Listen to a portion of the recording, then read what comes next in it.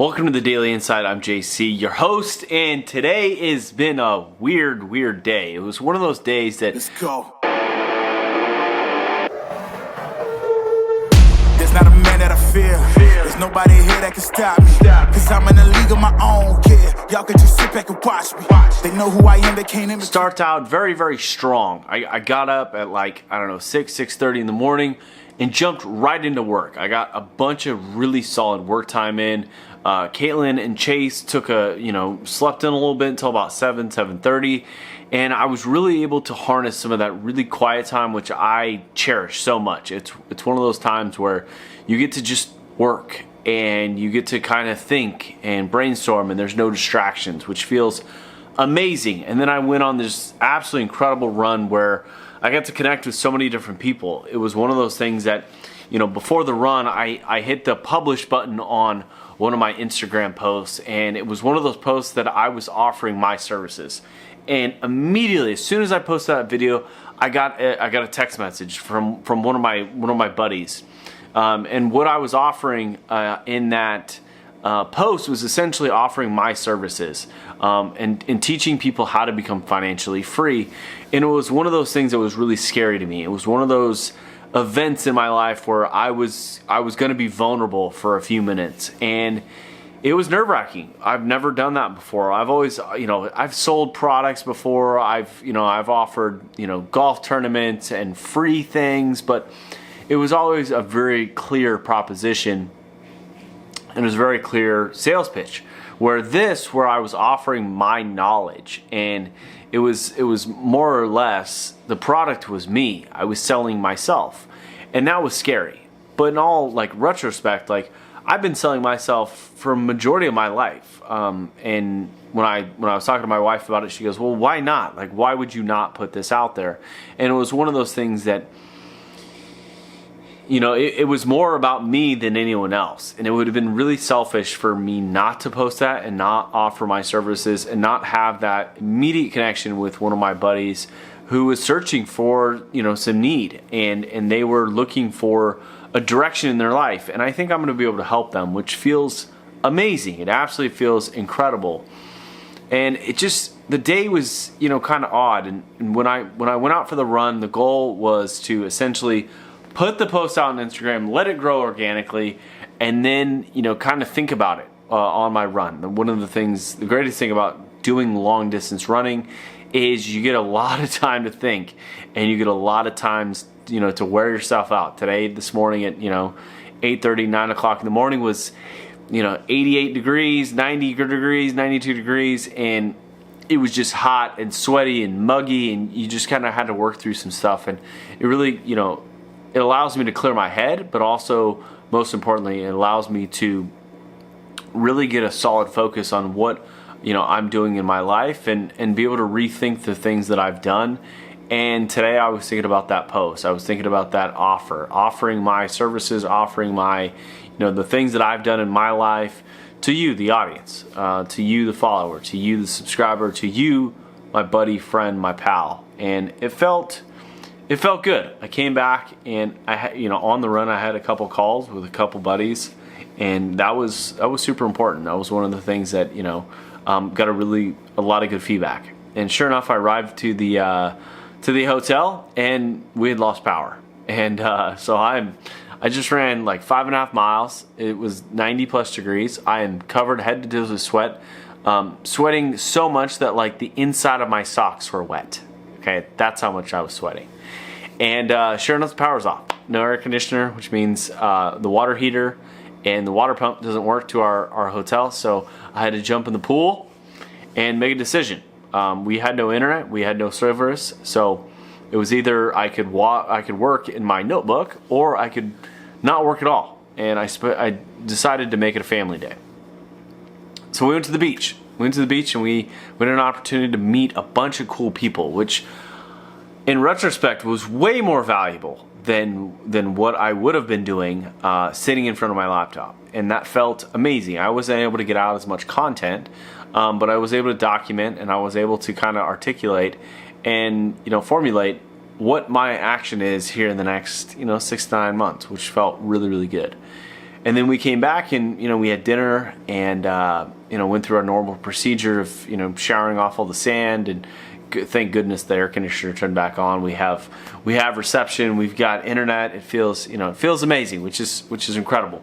But as I sit here today, as I close out this evening, it's almost 9 o'clock at night.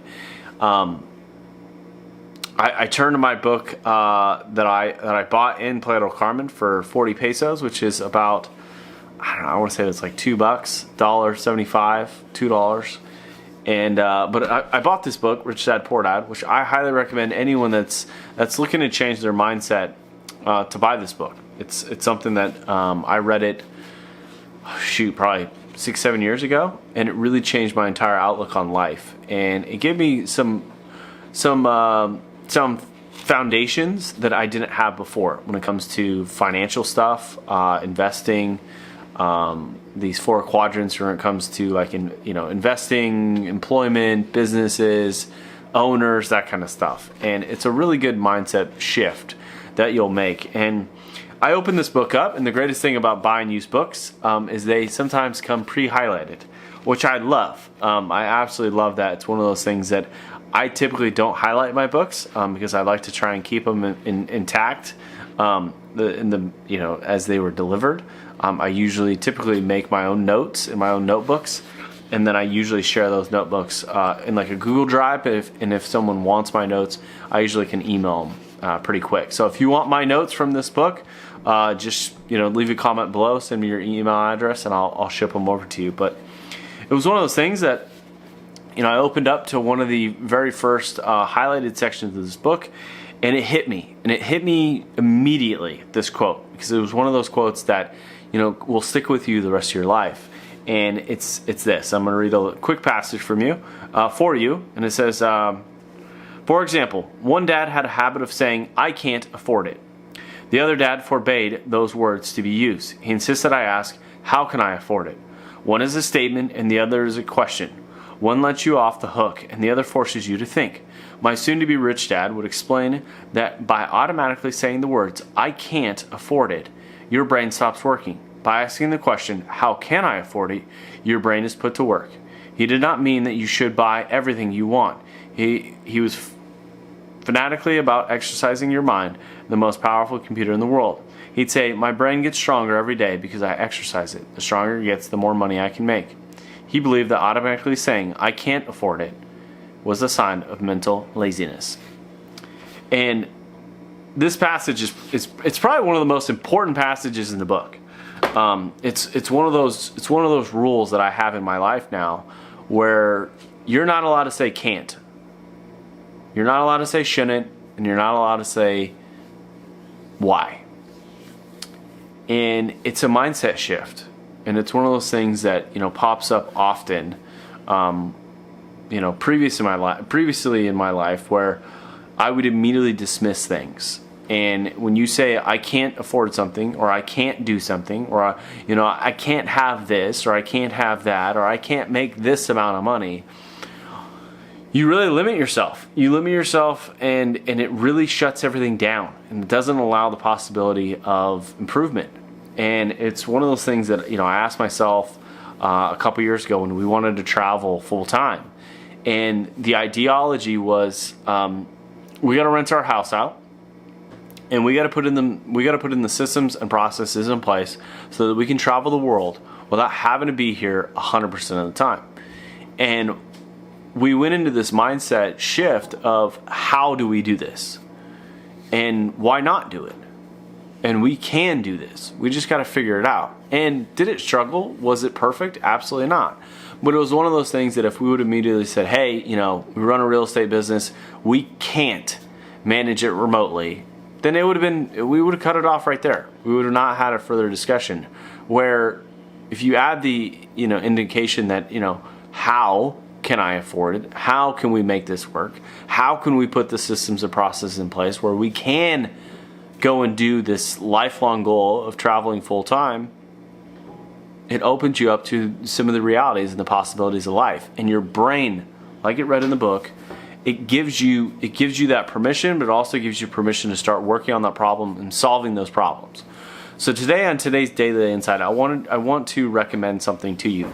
I want you to read this book, Rich Dad, Poor Dad. If you've read it in the past, read it again, because it's one of those things, it's one of those highlights that really pops out at you, and there's so many in this book. And it's a great shift, but it's also a great reminder if you've already read it.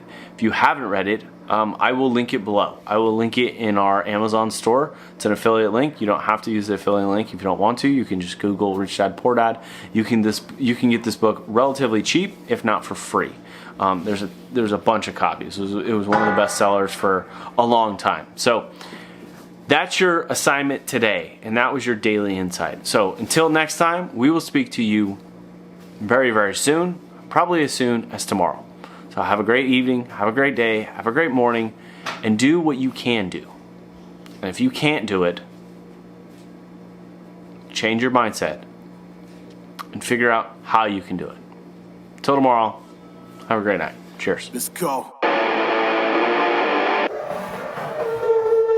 There's not a man that I fear. There's nobody here that can stop me. Cause I'm in a league of my own, yeah. Y'all can just sit back and watch me. They know who I am, they can't imitate.